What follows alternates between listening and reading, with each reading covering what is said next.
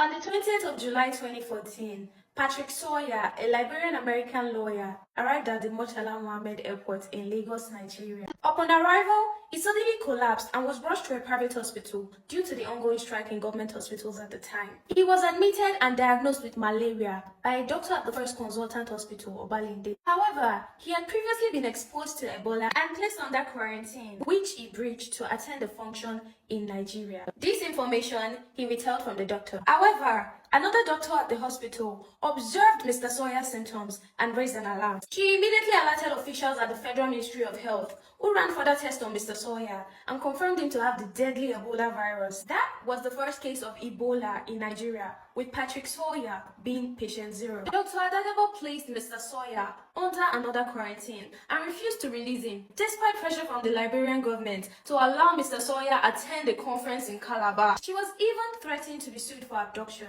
but Dr. Adadebo put her foot down and said, "For the greater good of the public, Mr. Sawyer will not be released." With the little resources they had, Dr. Adadebo and her team did everything they could to prevent Mr. Sawyer from leaving the hospital, up to the point of her physically restraining him. Her prompt information and her swift action in dealing with the index case played a key role in curbing the spread of the virus in Nigeria, as the federal government responded by declaring a national health emergency and setting up an Ebola emergency operations center. Sadly, Dr. Adadebo also tested positive for the deadly virus due to contact with the index case. On the 25th of July 2014, Patrick Sawyer died at the First Consultant Hospital, where he was receiving treatment, and Dr. Adadebo succumbed to the complications of the disease. On the 19th of August 2014, on a Tuesday afternoon, Dr. Adadebo passed on. She is survived by her husband, Afolabi Kadoso, and her son, Bankole Kadoso. In 2009, the World Health Organization declared August 19th as a World Humanitarian Day, which is dedicated to honoring humanitarian aid workers